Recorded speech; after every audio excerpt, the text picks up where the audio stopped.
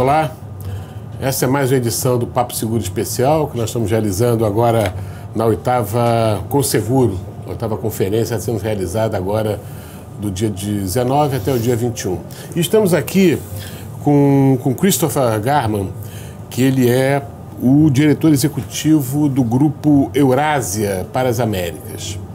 É reconhecidamente uma rede, na verdade, não é apenas um think tank, é uma rede, né, de informações, inteligência analítica sobre política, economia e sociedade.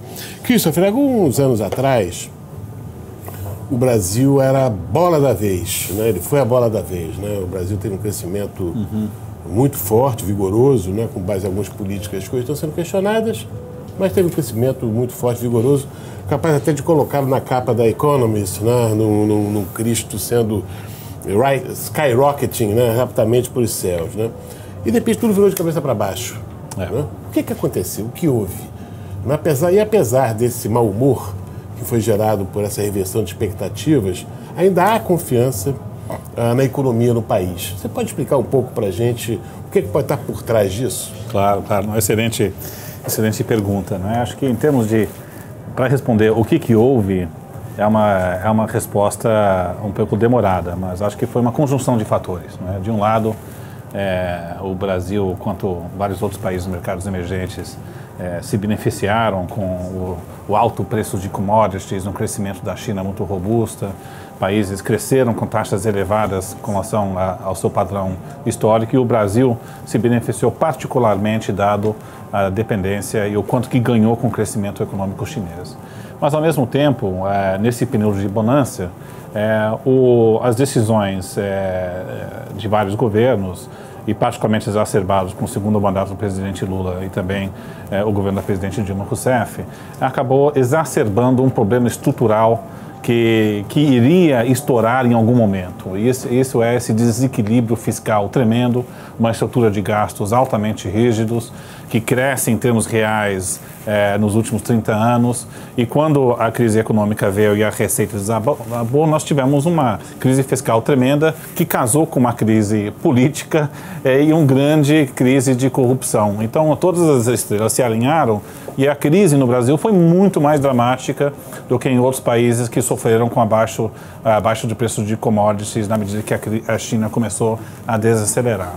Agora, então esse levou a um período de desencanto com o Brasil.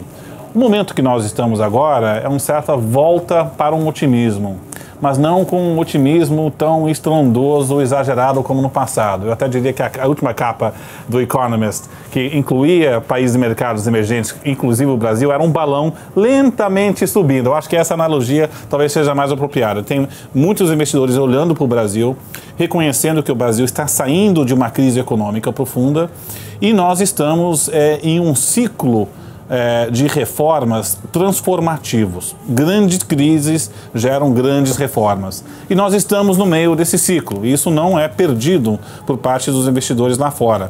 É claro que o grande nó fiscal ainda tem que ser atacado, uma reforma da Previdência, mas temos uma grande leque de reformas microeconômicas que estão dando grandes oportunidades para investimentos em setores regulados da economia. Então, lá fora, os investidores estão olhando o Brasil com certo otimismo, né? Mas é claro que também todos estão de olho em 2018. Exatamente. É esse o ponto que eu gostaria de voltar. O Brasil tem mostrado uma resiliência formidável, né, com relação à conjuntura econômica, né? É claro também que tem uma boa equipe econômica, está rezando uma cartilha bastante pragmática, né, e bem fundamentada, enfim. Não existem ou parece que não existem grandes debates a respeito desse assunto. Mas, apesar dessa resiliência, o cenário político continua muito conturbado. Você acha que pode vir algum evento, pelo que está no seu radar, né, que possa prejudicar que o Brasil faça as reformas econômicas que ainda precisa fazer? Olha, claro que sim. Eu acho que e a grande dúvida está em quem vai ser eleito em 2018. Né?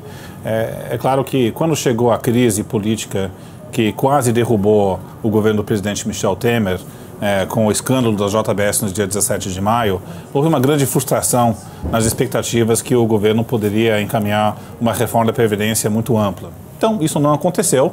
talvez uma reforma mais enxuta possa ser aprovada, mas o ambiente externo está tão favorável para os mercados emergentes, porque com uma liquidez abundante, o Fed não tem aumentado os juros tanto quanto se esperava, a China não está crescendo em taxas razoáveis, que existe uma certa boa vontade com o Brasil. Ok, não precisa fazer a reforma agora, mas existe uma grande expectativa de fazer essa reforma depois das eleições. Então, a continuidade dessa economia que está lentamente retomando depende da expectativa de ter um candidato e um governo que venha fazer essa reforma depois de 2018. O problema é que é uma reforma que é impopular. Os eleitores estão com muita raiva contra a classe política. E não é uma demanda por um candidato reformista. Não é essa a demanda. É a demanda por um candidato que represente algo diferente do que está aí. Pois é, né? Essa era a terceira pergunta que eu queria te fazer. Né? Com esse gap de lideranças políticas, não importa a razão, não importa se estão sendo questionados, não importa se perderam o timing, não importa se não tem lideranças mais jovens, esse gap de lideranças, ele pode favorecer algum aventureiro, aparecer alguma coisa esquisita por aí nas eleições? Olha, eu diria que é possível, não diria que é provável, né? Porque se de um lado, se a gente olhar as candidaturas que defendem as reformas, seja o governador de São Paulo, Geraldo Alckmin, até mesmo o prefeito de São Paulo, João Dória, eles têm os seus passivos eleitorais, mas do outro lado, o principal candidato que é visto como ser uma ameaça essa agenda de reformas, o ex-presidente Luiz Inácio Lula da Silva, ele tem grandes passivos eleitorais chegando em um segundo turno. Candidaturas como Jair Bolsonaro, na extrema-direita, também tem uma rejeição razoavelmente elevada. Então, nós vamos ter, acho eu, uma eleição com vários candidatos, talvez cada um com passivos eleitorais razoáveis, né? Então, fica um pouco mais difícil de prever. Nesse ambiente, eu diria que é um ambiente propício para alguém que é diferente, né? Mas o que restringe esse verdadeiro outsider é que você precisa de tempo de televisão e você precisa de acesso a fundo partidário. Então, teria que ter uma candidatura que vem por dentro de alguma estrutura partidária que possa capturar isso. Entre candidatos que realmente poderiam gerar muita preocupação no mercado financeiro e, portanto, perspectivas de crescimento econômico, nós temos Ciro Gomes, nós temos Jair Bolsonaro, nós temos o próprio Lula. Conhecemos a lista de candidatos. E não se pode descartar que algumas dessas candidaturas possa ser competitiva. Esse é o ponto que eu diria que para 2018 fica uma eleição um pouco mais difícil de antecipar. Nós achamos de que uma candidatura reformista com viés anti-establishment tende a prevalecer. Alguém talvez com um perfil que nem o do prefeito de São Paulo, João Dória. Ele veio do setor privado, ele faz um discurso antipolítico, ele tem um pouco mais de espaço para poder crescer nesse âmbito. Mas pode ter outros.